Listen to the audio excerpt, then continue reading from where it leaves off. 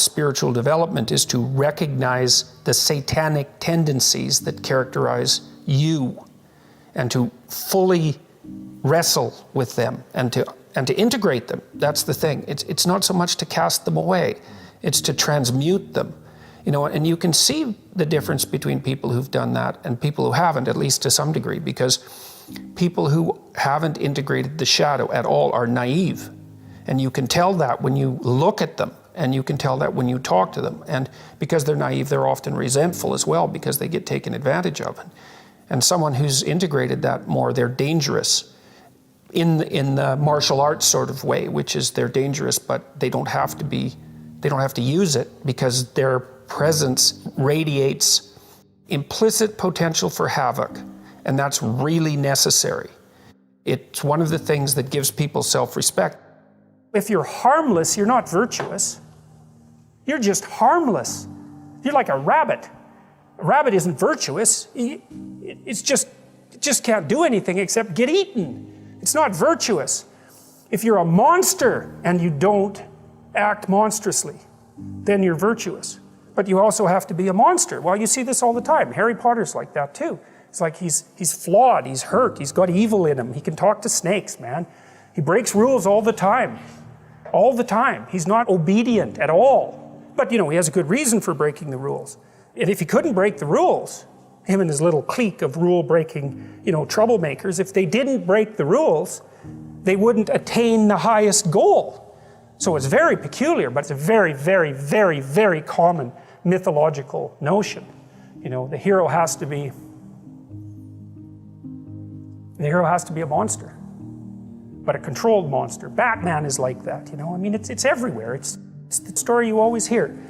If you're going to be a fighter, you have to want to win, and you have to want to hurt people. I mean, not for the sake of hurting them. That's what makes you different than an evil person. But you have to have that capacity. You have to develop that. And, you know, that's the step on the way to enlightenment, weirdly enough, because that isn't what people think. People have been fed this diet of pablum, rights and impulsive freedom, for so long. There's just an absolute starvation for the other side of the story. There are no rights, technically speaking, without responsibilities. And all we've had for 60 years is a dialogue about rights. Well, that leaves a hole on the other side of the story. And it's a hole that's in people's hearts, essentially. Because responsibility, well, perhaps that's not more important than rights. Like I said, they're part and parcel of the same formula. But it's in responsibility that most people find the meaning that sustains them through life. It's not in happiness. It's not in impulsive pleasure. Those things blow away at the first ill wind. But to adopt the responsibility for your own well-being and to try to put your family together and to try to serve your community and to try to seek for eternal truths and to live them, that's the sort of thing that can ground you in your life enough so that you can withstand the difficulty of life. And when you tell people that, especially when you include yourself in the audience, let's say, and you're not finger waving from above, then everyone knows that it's true. There's been this attempt to identify masculine competence and power, let's say, but mostly competence with tyranny. And that's very, very hard on young men. It's also hard on young women, for that matter. But it's very helpful for people to hear that they should make themselves competent and dangerous and take their proper place in the world, because it's the alternative to being weak. And weak is not good. The people who shoot up the high schools, they're weak. They're weak. And life is a very difficult process, and you're not prepared for it unless you have the capacity to be dangerous. That doesn't mean that you should be cruel. It doesn't mean any of that. There's a statement in the New Testament, the meek shall inherit the earth. But the meek isn't well translated. It means something more like, those who have swords and know how to use them but keep them sheathed will inherit the world. That's a way better way of thinking about it. You have to be powerful and formidable and then peaceful, in that order, right? And that's not the same as being naive and weak and harmless, which is what young men are being encouraged to be. It's like, that's a very bad idea. It's a very bad idea, because naive, weak, and harmless means that you can't withstand the tragedies of life. You can't bear any responsibility. You'll end up bitter. And when you get bitter, then you get dangerous. You don't treat adult men as if they're infants. But the young men really need to hear this more, I think, is that you should be a monster. You know, because everyone says, well, you should be harmless. virtuous. You shouldn't do anyone any harm. You should sheath your competitive instinct. You shouldn't try to win. You know, you don't want to be too aggressive. You don't want to be too assertive. You want to take a back seat and all of that. It's like, no. Wrong. You should be a monster, an absolute monster, and then you should learn how to control it. Someone who is incapable of cruelty is a higher moral being than someone who is capable of cruelty. And I would say, and this follows Jung as well, that that's incorrect, and it's dangerously incorrect, because if you are not capable of cruelty, you are absolutely a victim to anyone who is. And so part of the reason that people go watch anti-heroes and villains is because there's a part of them crying out for the incorporation of the monster within them, which is what gives them strength of character and self-respect, because it's impossible to respect yourself until you grow teeth. And if you grow teeth, then you realize that you're somewhat dangerous, or maybe somewhat seriously dangerous, and then you might be more willing to demand that you treat yourself with respect and other people do the same thing. And so that doesn't mean that being cruel is better than not being cruel. What it means is that being able to be cruel and then not being cruel is better than not being able to be cruel. Because in the first case, you're nothing but weak and naive. And in the second case, you're dangerous, but you have it under control. And you know, a lot of martial arts concentrate on exactly that as part of their philosophy of training. It's like, we're not training you to fight. We're training you to be peaceful and awake and avoid fights.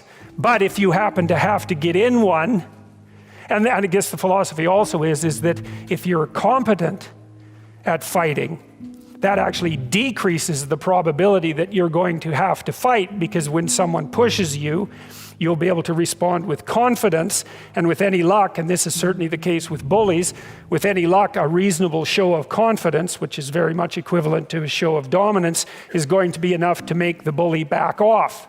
And so the strength that you develop in your monstrousness is actually the best guarantee of peace. And that's partly why Jung believed that it was necessary for people to integrate their shadow.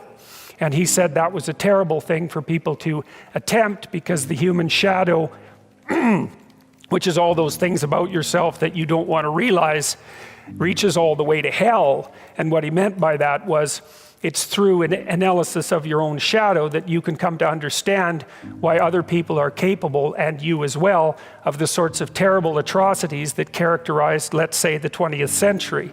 And without that understanding, there's no possibility of bringing it under control. When you study Nazi Germany, for example, or you study the Soviet Union, particularly under Stalin, and you're asking yourself, well, what are these perpetrators like? Forget about the victims, let's talk about the perpetrators. The answer is, they're just like you. And if you don't know that, that just means that you don't know anything about people, including yourself. And then it also means that you have to discover why they're just like you. And believe me, that's no picnic. So that's enough to traumatize people, and that's partly why they don't do it. And it's also partly why the path to enlightenment and wisdom is seldom trod upon, because if it was all a matter of following your bliss and doing what made you happy, then everyone in the world would be a paragon of wisdom. But it's not that at all. It's a matter of facing the thing you least want to face. This is an interesting thing about the integration of the shadow, because recognizing yourself as the locus of evil, let's say, actually, in some sense, gives you far more respect for yourself, strangely enough, because the same respect that you might have for a wild animal or even a monster. So then maybe you learn to treat yourself differently. Like, I think this is particularly true with regards to the discipline of children. You know, if you know that you're a monster, and that will manifest itself in your life, consciously or unconsciously, and if it's unconsciously, it's not good, then you become better at disciplining children. And the reason for that is that you don't want to expose them to your dark side. And so if they behave and don't provoke you, which means they'll also behave for other people, then the monstrous part can stay in abeyance, and then that's great. But if you don't understand yourself as capable of wreaking havoc, and that can be the kind of havoc that unfolds over decades, right? Because if you're going to abuse a child, it's the primitive form of abuse is the physical abuse. The sophisticated form of abuse is the continual undermining of the child's courage across perhaps their entire life. And there's a terribly monstrous element to that. And if you're not respected properly by the child, say, you will absolutely take revenge on them. And, in some sense, that's the whole Freudian psychoanalytic story. It's not all of it, but you either have that or it has you. Those are the options. And you don't become safe by being castrated.